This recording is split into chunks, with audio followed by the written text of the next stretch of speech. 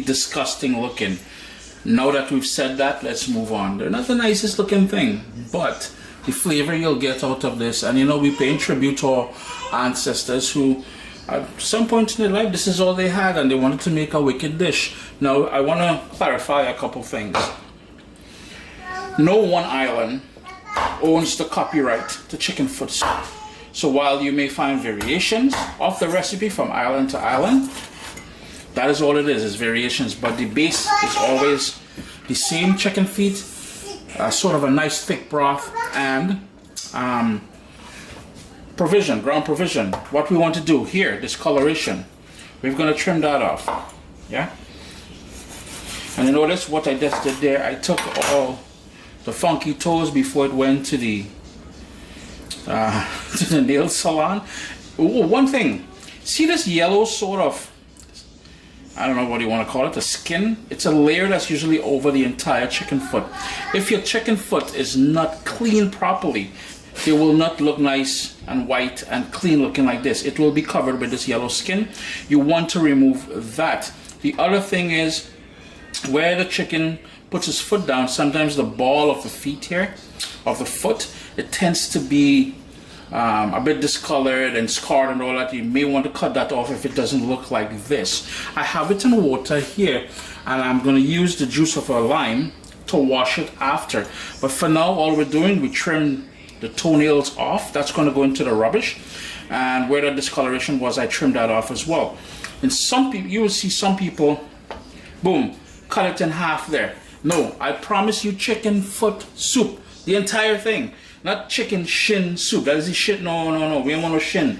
We want the whole thing. So again, boom, boom, and you can use scissors if you have a nice sharpened pair of kitchen scissors.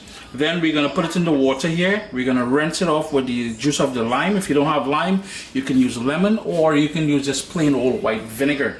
Next up, after it's been trimmed and washed and everything, I have it here in a pot covered with water on a high heat. I'm going to bring it up to a boil, and we're going to boil it on a rolling boil for about 7 to 10 minutes. Now traditionally, when my grandma, my mom, my great-grandmother, everybody else would do it, they wouldn't sort of pre-boil this, but I find by pre-boiling it, it does two things. It allows us to take the scum off the water and toss it, plus it tends to release some of the fat, and we get, you know, the more fat we can take out of this. Come on now, our diet isn't the greatest when we really take a closer look at it. That said, we're going to boil this, strain it, and then we're going to carry it. And this is what I was talking about. All that impurities and fat and stuff like that. We're just going to skim that out and toss that out, and we're just going to allow this to cook now. What I'm going to do now is I'm going to take this off the stove, I'm going to drain it, I'm going to rinse it with cold water, and we'll continue. So in my pot there, my big soup pot, I've got the chicken feet, we've got some pumpkin, some fresh thyme, I've got a whack of garlic, so that's about 7 cloves of garlic in there. I've got a medium onion that I just gave a rough chop to. I've got 2 scallions. I like adding split peas, yellow split peas, and the yellow split peas is just my way of, you know, the pumpkin is going to add that thickness to things, but I also like adding that yellow split peas in there, because when that melts down, it's going to give it a bit more body. What we're going to do now is top that with water. So the sort of difference you would see in my recipe versus other recipes is that yellow split peas that you're seeing there. Plus, I also like going in with chicken stock. Yeah, something mommy and them never did, but yeah, that chicken stock is going to add a lot more body to it. And then adding this chicken stock, I want you guys to keep in mind 2 things when you add salt in a minute. Hold back on the salt, because sometimes that chicken stock, if you do choose to go the route of the chicken stock, it will have that sodium element in there. And while I appreciate the fact that many people love using those prepackaged soups, like the Grace and the Maggie and stuff like that, some of the ingredients in there I'm not too familiar with, and you know, I much prefer to go the route of a natural chicken stock rather than use that stuff. But if that stuff is your thing, by all means, you can rock that. We're going to bring this up to a boil now, and then we're going to reduce it to a simmer and let that cook for about 40 minutes. As it starts coming up to a boil, we're going to hit that with, I've got these little peppers that I grew over the summer. I just cut them in half, and this is what they look like. No, they're not bird's eye pepper. I'm just gonna toss that in there. Now, being mindful of the sodium element in the chicken stock that you choose to use, be mindful of that. Now adding the salt, so salt, and I like using sea salt. And I'm gonna hit that now with some black pepper. And I've got one more ingredient to go in here. But this is where all that flavor is going to happen. Later on, it's going to be all about the body. For now, it's building blocks. It's like Lego blocks when it comes to food. You build the blocks of flavor. And that is a block of, and it's only the shape of that because it's in the fridge. That is coconut cream. You know, you can stick it in the microwave, it will melt down, but it's going to do its thing in here. It's going to melt down in here. And that's just about 2 tablespoons of pure coconut cream. That there, and screaming flavor. Anyhow, we bring it out up to a boil now, yeah? It's been going on that rolling boil there. And every so often I've been stirring it because the important thing here is to allow for that pumpkin to break down. So with the help of another spoon here, I'm just gonna crush us quite a few pieces. Or you can use the back of your spoon just against the walls of the pot like that. That's going to help give it that nice rich color. Plus it will thicken up and give it that body. And speaking about body, sort of true body to the pot, and that complements of, we've got potato, we've got purple sweet potato, and I've got eddoes. I've also got a large carrot that I cut into wheels. So all of that is going into the pot now. Now that is the only sort of ground provision that I have access to. If you have access to, and they're big pieces because I want them to kind of maintain some of its shape. If you have access to yam, to cassava, to dashi, to green cooking bananas, you can rock all of that. What I'm going to do now is put some more water in there, and I'm going to bring it back up to a boil. Later on is when we're going to taste it for salt, because we did add salt already, but because we add so much sort of tubers or the starchy elements to the pot, we will need to add some more salt. And I know you're thinking, hey Chris, where is the dumpling? Hold tight, Officer Blue, come in. But for now, we're adding some more water in there. We're gonna bring that up to a boil and let that continue cooking until, you see all the thyme and stuff like this, thyme sprigs, that's done its job. You can fish that out at this point if you wanted to. But the whole point here is to bring this up to a boil and let the ground provision and potato and stuff like that cook down. In my bowl here, I've got just over 1 cup of just all-purpose flour. To that, I'm going to add a teaspoon of brown sugar. We are making dumplings. And this is a trick I learned from my friends from Barbados.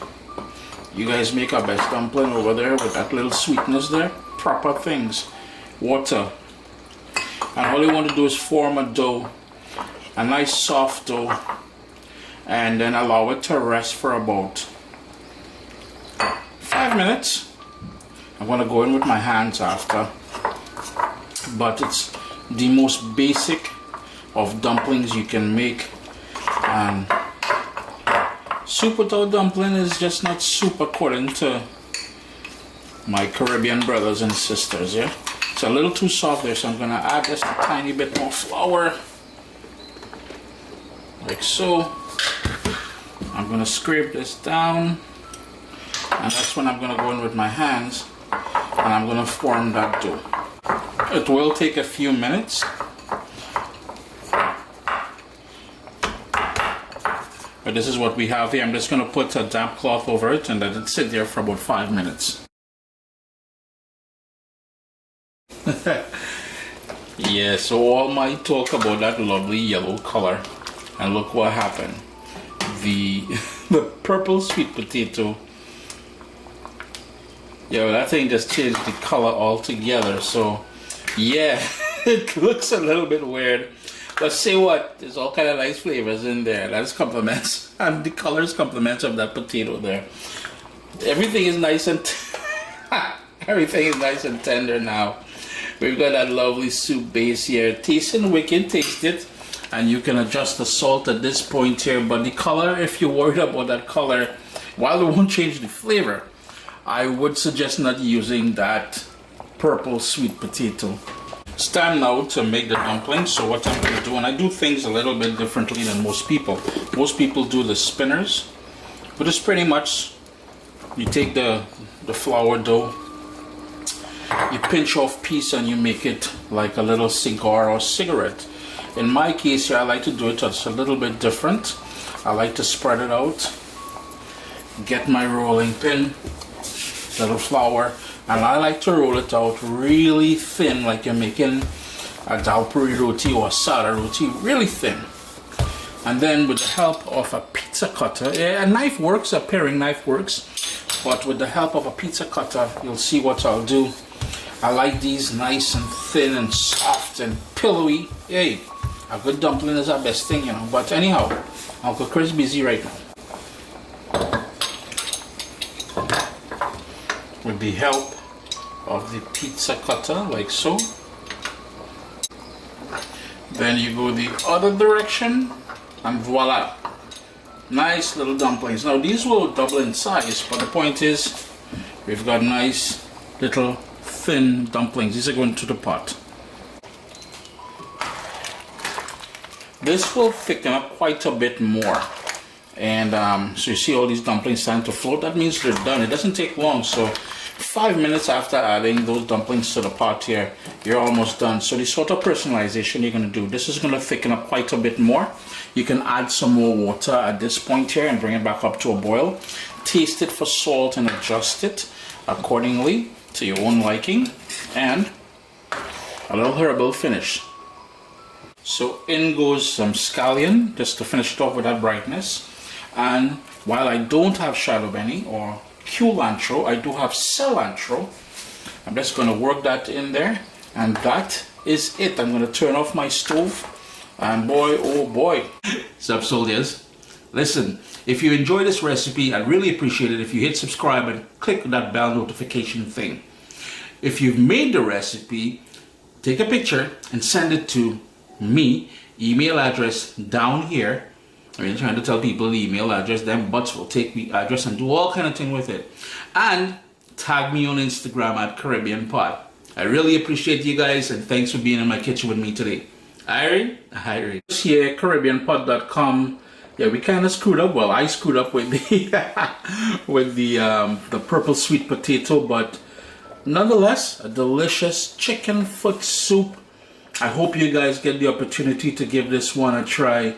It is absolutely outstanding. Now, there is a big pot of soup there. It heats up really well. So all you would do, you would freeze it, thaw it out on the counter.